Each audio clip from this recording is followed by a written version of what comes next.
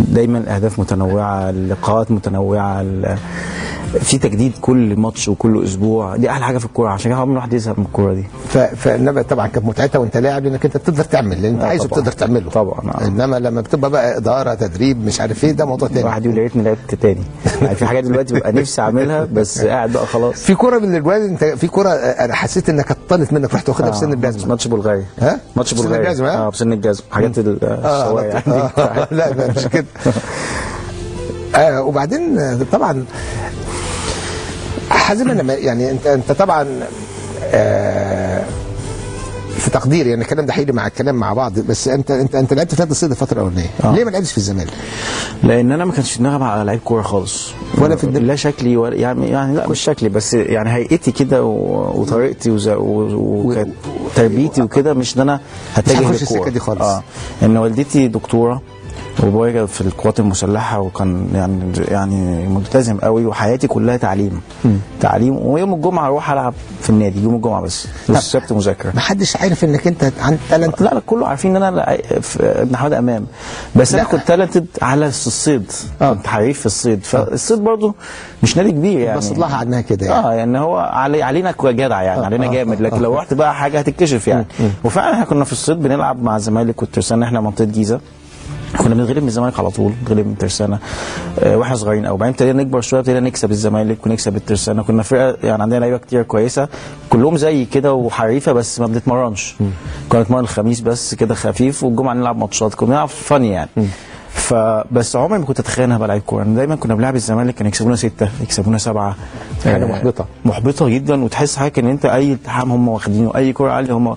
فكنت بحس ان انا صعب العب في الزمالك يعني، بشوف الزمالك لعيبه الزمالك دي قدامي كانهم سوبرمان يعني، حاجه نوي صعب جدا ان انا اخش النادي ده العب فيه. والدي حاول كذا مره وانا صغير ياخدني، يقول لي روح اتمرن، كنت اروح اقعد يوم اقول له مش هقدر، مش عارف يعني هي هو حاجه غير حاجه خالص في السن ده. وبعدين حضرتك ببقى انا السن ده اقول لك صحابك هي لما تخش في حته غريبه تحس الناس باصه لك، وكان بيبصوا لي ابن حماده امام، فانا كنت بكره البصه دي، ان تحس الناس يقعدوا يتوششوا كده وانت داخل. هو مش بتوششوا عليك، انما هو ممكن يكون بيقول كلام كويس، ممكن يقول لك شفتها، انما انت هتاخدها ما بتبقى حاسس ان انت في قلق كده يعني. فما كنتش ببقى مبسوط وانا رايح. لغايه بقى بصراحه الكابتن بدر حداد كان ليه عامل كبير ان انا اروح النادي. انا رحت منتخب مصر من نادي الصيد يعني، خدوني من كابتن حماده الشرقاوي الله يرحمه، خدني من نادي الصيد تحت 15 سنه في المنتخب، ولعبت منتخب مصر وانا في الصيد، بس ما كنتش بلعب اساسي يعني. اقصى حاجه عملتها انا دخلت ال 16. كابتن بدر بقى شافني كتير، وكنت بلعب ضدهم في الناشئين، فهو اللي بصراحه اللي كان بيكلمني في البيت. بس هو قاعد بقى لغايه ما عدل لك دماغك انت او هو يعني اقول له يا كابتن انا صعب العب في الزمالك، انا امكانياتي ما تجيبش يعني، كنت صغير قوي ورفيع قوي بقى وقصير. فيقول لي لا انت لعيب كويس. بصراحه هو يعني دايما بقول ان هو بيبادل له بالفضل، ان هو اللي صمم اكتر مني ان انا اجي النادي. وكلم والدتي بقى من النوع اللي هي لما حد بيقول لها حاجه هتقعد يعني تصر عليها، وهي كانت مصره قوي، وكلمت والدي وقالت له عيب ولازم وشوف. فخلصنا الموضوع، رحت يمكن ب 20 كوره يعني، نادي الزمالك اشتراني ب 20 كوره من نادي الصيد. طب قعدت انت في الزمالك ورحت، كان الجوهري كبير ولا صغير اللي دربك؟ كابتن جوهري كبير. لا الجوهري بقى كابتن جوهري. لا في الناشئين ما اتمرنت طبعا مع الجوهري ولا كان عبد الكريم انت؟ لا كابتن محمود الجوهري هو اللي طلعني درجه اولى مع كابتن محمود سعد. بس في الناشئين كابتن بدر حداد طبعا وكابتن منير كمال، دول ليهم فضل كبير جدا، ان بصراحه لعبت معاهم اول سنه اساسي على طول، فخدت ثقه، واللعيبه كانت بتحبني الحمد لله. وهو كابتن بدر كان ليه سبب ان هم اللعيبه يعني دخلني معاهم بسرعه، كابتن منير كمال، ولعبت موسم كويس قوي. وبعدين الفرقه اتلغت، انت عارف حاجه في سن كده بيجي بيتلغي الفرد اللي فبياخدوا كام لعيب مميز يلعبوا مع الاكبر منهم، فلعبت بقى مع اكبر منك جسما لعبت بقى مع مدحت عبد الهادي ومعتمد ومحمد صبري، كل ده كان اكبر مني. وكلهم كانوا منتخب مصر 19 سنه، فكان قعدت سنه بحالها ما بلعبش كوره، احتياطي على طول ما بلعبش. كان كابتن حلمي طبعا اللي ماسك الفرقه، لغايه لما راحوا بقى المنتخب تجمع، فابتديت الاحتياطي يلعب بقى. فلعبت كويس قوي ورحت رايح المنتخب برضه، وابتديت بقى منتخب 19 وبعدين منتخب اولمبي يعني، مشي في الدنيا يعني. هو نقدر نقول يا حازم ان في مراحل طبعا، في مراحل انت عندك، في كانت مرحله الناشئين، بس انا عايز اقف قدام المرحله ديت، لان انا عندي ما اعرفش انت راجل بقيت في الاداره دلوقتي ويا رب تعرفوا اللي ما كانش موجود، يعني ما هي احنا بنتمنى كده يعني ان النهارده ونتمنى ان ما يبقاش حازم لوحده فينا، يعني ممكن تبقى حازم، ممكن تبقوا مادين ايديكم في الكابتن خطيب والكابتن حسن حمدي في النادي الاهلي، الناس اللي هي لعبت كوره واللي هم نقدر ناخد قرارات نصلح، لان احنا عندنا مراحل الناشئين بره يعني بعيد عن القلب قوي، واللي بعيد عن القلب بعيد عن ايه؟ عن العين، ولا يعني اكيد ولا بعيد عن العين، واللي بعيد عن العين بعيد عن القلب، يعني في كل الانديه، فدي في مشكله. انما المشكله انا عايز اتكلم على المشكله الاخرى انت هتحس بيها لما رحت ايطاليا.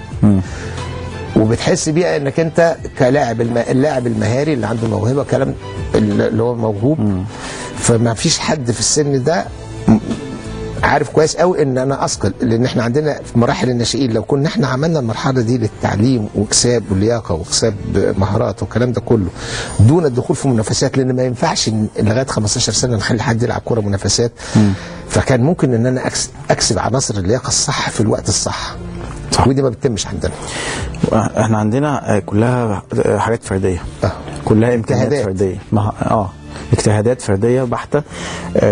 انا عانيت منها لما رحت ايطاليا، زي ما حضرتك بتقول، حسيت ان انا لو اتاسست كويس انا كنت ابقى قد كده 20 مره. هو مش قد ما انت كنت. انا كان معايا واحد حاجه في ايطاليا واحنا هناك بلعب في اودينيزي، كان طالع من السكند تيم اسمه ياكوينتا، بيلعب دلوقتي في يوفنتوس وبيلعب منتخب ايطاليا في كاس العالم اللي كسب. ياكوينتا ده حضرتك لو تشوفه هو طالع معانا بيلعب يعني تديله 20 جنيه ويمشي، ما بيعرفش يلعب والله العظيم، ضايع، ما بيعرفش يوقف الكوره، كان الناس بتضحك عليه، كنا بنضحك عليه، يعني اللي هو ضايع.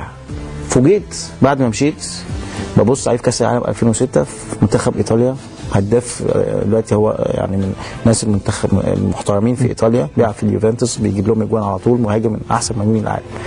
فهي الكوره كده يعني لازم تتاسس كويس، تطلع واحده واحده، بتثقل مهاراتك كل يوم، بتثقل مهاراتك بالقوه، بالفتنس، بالتاكتكس، بالخبرات التدريبيه اللي بتاخدها، بتبقى لعيب كويس. احنا عندنا العكس، احنا بنبقى كويسين جدا تحت، وكل ما بتطلع كل ما بتفقد حاجه، بدليل حضرتك انت لما تيجي في منتخبات الناشئين ممكن نكسب فرنسا، ممكن نتعادل مع المانيا، ممكن نكسب اسبانيا في سن معين، تكبر شويه نوي انك تعمل الحاجات دي. طيب هو انا عايز بس عن الحته دي محطه يا حازم، لان لازم انتوا تشوفوا لكم حل.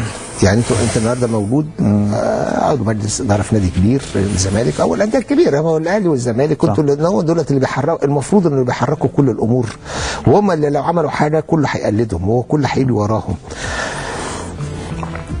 لما نيجي نشوف بره اولا بالنسبه للطفوله، الطفل احنا بنعتبر لغايه 14 سنه 15 سنه ده بيبقى داخل نقدر نعتبره في الطفوله، يعني ده لفظ بيتقال مجازا، لغايه مرحله البلوغ اللي هي بتبقى 14 سنه ونص 15 سنه الكلام ده. في قانون يمنع، ان قانون الطفوله يمنع ان اي حد يشغل حد قبل السن ده. طبعا ده قانون الطفوله. ليه؟ لان هو لسه جهازه العصبي ما اكتملش، هو لازم يعيش حياته، لسه عنده عضلات كتيره، عضلاته لسه بتنمو، ولسه حاجات كتير ما يتحملش الضغط العصبي، ما يتحملش الضغوط العصبيه. صح.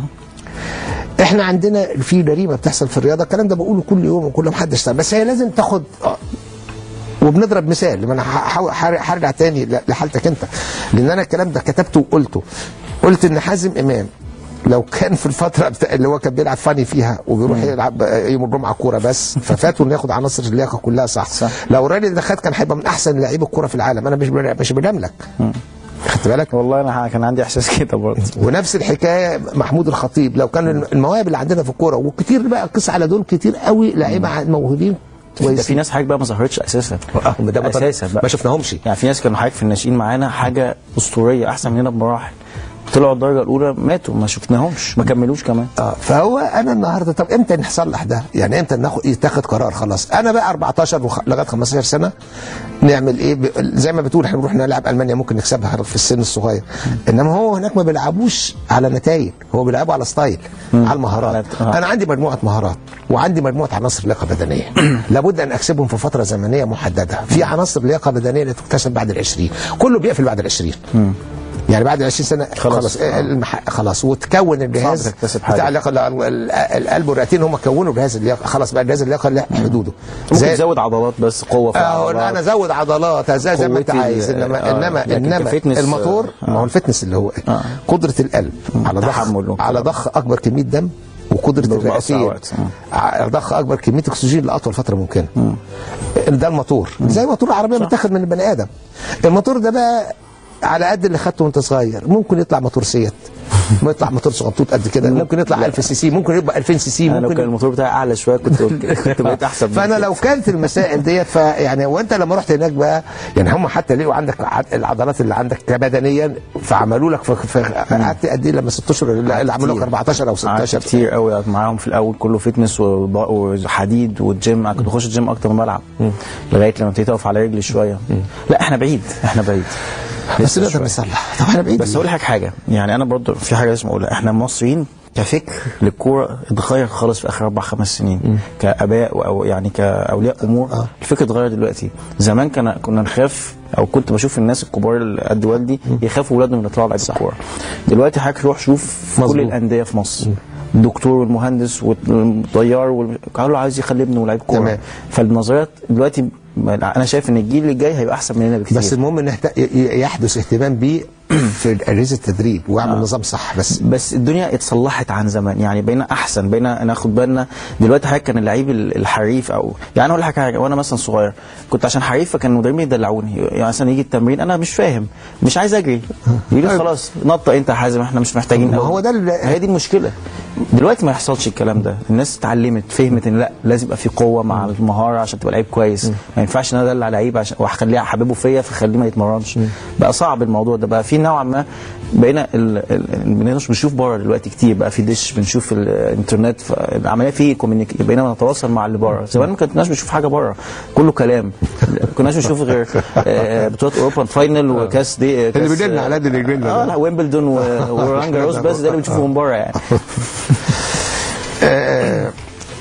حازم انت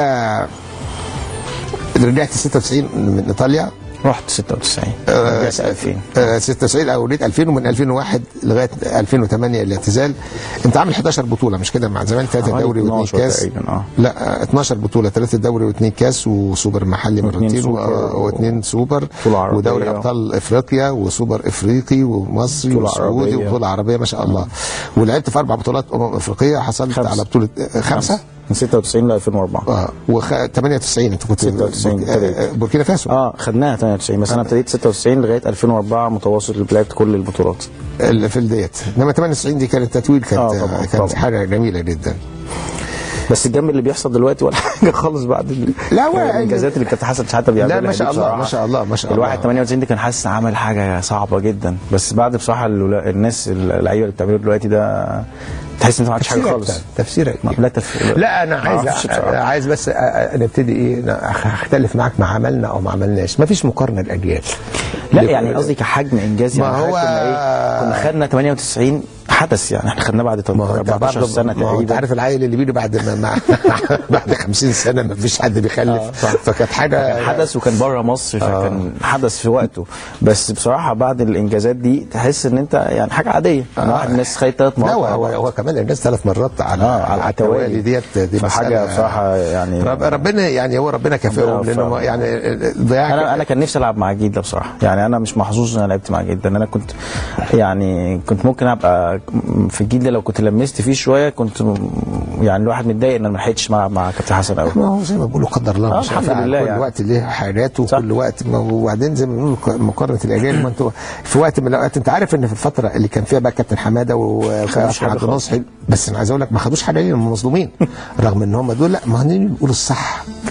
انا مش دفاع عن حد. لا صح بس ما يعني تعالى بقى يا حازم نشوف كان عندك كام لاعب من اصحاب المهارات والموهوبين. تصدق ان احنا كان عندنا ما يقرب من حاجه و40 واحد. كل فرقه كان فيها 3 4. ده الترسانه كان فيها فريق رهيب. خدت بالك الزمالك حدث ولا حرج. بتتكلم على 7 في الفرقه. ده احسن جيل للزمالك الستينات ده حدث.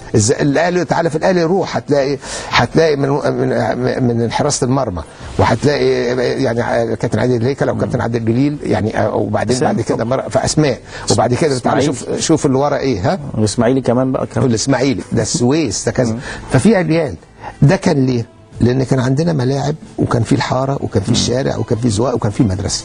كانت المدرسه شوف السعديه انا بابا كان كده في المدارس. أيوة. كان جامد. هم اللي عاملين، كانت النادي بياخد من المدرسه لاعب جاهز. صح. دلوقتي النادي عليه ان يبحث هو ويجيب اللي ما عادش ارض تلعب عليها. انما الناس دي ظلمت بقى ايه؟ ان ما كانش، انت عارف كان نظام الكوره ساعتها ايه؟ بيتمرنوا 3 مرات في الاسبوع بس هو كان في مع بعض افريقيا كلها ما كانش فيها تمارين كتير برضه. انا بحكي لك، ما هو لا كان انت لما تبص على اوروبا يعني لما قلنا مثلا لما جاء ريال مدريد ولعبوا 7-3 كانوا هم ضاربين قبليها. كان في اسمه ايه بتاع بلجيكا اندرلخت ضاربينه في بطوله اوروبا ومكسرين. بس ده لك ريال مدريد مين بقى؟ ستيفانو وبوشكاش خنتو مش عارف. ده جيل اعظم جيل عندهم، ياخدوا بتاع 6 بطولات. وبعدين ما بيهزروش، ده ما بيهزروش. ما فيش بقى اللي جاي يلعب ماتش ودي وبتاع. ما بيهزروش. يشوف الهرم يطلع الهرم. يعني ما كانش فيه الكلام ده. احنا ما كناش عين اللي بنحتك. منتخب مصر لم يعرف الاحتكاك الا على يعني بفضل الله والكابتن جوهري. صح. 89 اول مره يبقى في حاجه اسمها المنتخب يروح يلعب، يسافر ويحتك والكلام ده كله. تشيك والحاجات اللي لعبناها دي. صح. فيعني ما بنقدرش نقارن. انما دي كانت مجموعه بعد حتى الجيل بتاع السبعينات اللي هو اللي حصل لا كان مع القدام، كان طلع ما عملوش برضه حاجه في البطولات. ما عملوش، لان انت في جزء احنا بعدت عن كاس العالم عشان مقاطعه اسرائيل، وفي جزء انك انت بعيد. لا في افريقيا ما خدوش حاجه في افريقيا خالص. ما قدروش. انت كنتش بتخش انهم عظماء يعني. احنا كنا حاجه غريبه جدا، مع ان كان في الوقت ده كنا بنلعب البطولات كلها وما بنكسبش حاجه. ما بنعملش حاجه. ده احنا خسرنا بطوله في مره على مفتاح حاجه و70. انا كنت في الجيش ساعتها. الرابع. لا ده كنت موت من الضحك. كنا هنا ما اعرفش حاجه كده كان 74 او 73 هنا في مصر. خسرنا حاجه بطوله موت من الضحك. يعني انا ما اعرفش، انما ما كانش فيه اهتمام بالكوره زي دلوقتي. تعالى بقى ننقل كده، عايزين نتكلم شويه في الاول في الزمالك هنا ونقول. عايز اقول لك يعني مبروك، يعني انا شايف الزمالك ما شاء الله يعني. الحمد لله. نمسك انا مبسوط بالكلمه بتاعت حضرتك مبروك دي، بقالنا كتير ما سمعناهاش. لا يعني لا، وحقيقه الامر سيبك. بس احنا الزمالك واقعنا يعني يعني ايه، مناخنا مختلف عن كل الانديه يا استاذ ابراهيم. عندنا ناس كتير بصه للزمالك بصه يعني صعبه شويه. نادي الزمالك يعني دنيته يعني غير بقيه الانديه خالص. عندنا تيارات كتيره، وعندنا احزاب كتيره قوي، وعندنا حاجات كتيره مختلفه. يعني احنا في نادي مختلف بصراحه كبير يعني. فدلوقتي المكسب لامم الناس دي كلها حوالين النادي. الحمد لله. هو انت ممكن يختلف في حاجات. دعنا نتفق على ان كل الناس دي بتحب النادي. لا طبعا. وكل واحد بيحب طبعا من وجهه نظره. بس المكسب بيخلي الناس المكسب حلو ورا هدف واحد. دي اهم حاجه. ما هو المكسب حلو. ما بقول حاجه علشان مبسوط. وانا على احيانا عايز انا عايز اقول لك انك انت يعني ببارك لك على حاجه. انما الحقيقه انا عايز يعني انا السؤال او المباركه انك انت يعني انت كنت مصمم على اختيار ان في الوقت ده لابد ان يكون في حسام. ويعني طلع انك انت تقديرك للامور كان صحيح. وممكن كان في وجهات نظر ثانيه، واحنا بنحترم كل وجهه نظر. ممكن كل واحد ممكن يقول لك طب حسام يعني طب ده لسه ده اصلا في تدريب. انما لا، الملعب هو اللي ورانا والنتائج اللي ورتنا، وما هوش ماتش ولا حاجه. بالعكس احنا بنتكلم على مجموعه مباريات ورا بعضها. الاهم من المكسب ان بقى في روح وبقى في فرقه وبقى في شكل. ايوه يعني ده اللي بيهم يعني. اهم حاجه فعلا. ده اللي الواحد بيشوفه. والله بص لك حاجه، موضوع الاختيار يعني بجد انا بشكر مجلس اداره نادي الزمالك كله بجميع الناس، حتى اللي بيقولوا عليهم ما كانوش موافقين، ان احنا عندنا المجلس ده محترم قوي يا استاذ ابراهيم بجد والله. الناس بتتقبل الراي الاخر، ودي حاجه صعبه عندنا في مصر كفكر في مصر. مش بتكلم عن نادي الزمالك، كمصر ان انت تتقبل وجهه الاخر مع ان انت رايك حاجه ثانيه، وتقبله باحترام من غير صوت عالي. للاسف الفترات اللي فاتت كان الناس واخده على الزمالك لازم يبقى في خناقه، ولازم في صوت عالي، وفضائيات تطلع واحد يتكلم واحد يرد عليه من الاعضاء نفسهم. الناس كانت لما تشوفنا بنختلف يكتبوا في اختلافات، يلاقونا بنتكلم ان احنا لامين بعض يعني. فانا بجد يعني انا بشرف ان انا في المجلس ده الناس كلها محترمه، كلها هدفها واحد. خلاص حصل مثلا كذا واحد قال كذا وفي اكتر قالوا كذا، خلاص بيطلعوا من المجلس احنا مع الناس دي. فدي حاجه بجد يعني انا مبسوط ان انا في المجلس ده الناس كلها منتهى الرقي في التعامل. بنختلف طبعا، مفيش حد ما بيختلفش يا استاذ ابراهيم، بس في رقي، في احترام، في بتسمع للتاني وجهه نظرك ايه، بتقتنع ما بتقتنعش، كله جوه الاوضه بتتقفل عليك بتتكلم ازاي. في احترام لرئيس النادي، في يعني انا شايف مش كل حاجه وردي في نادي الزمالك، بس احنا بنحاول نبقى كويسين، بنحاول ممكن نخطئ، اكيد لازم هنخطئ بعض الاوقات، بنحاول نبقى كويس، يعني قصدي ان احنا بنحاول نبقى كويسين، ممكن زي ما بقول حضرتك هنخطئ في بعض الاوقات، لكن يعني نحاول وبعدين حاسبونا بعد ال4 سنين.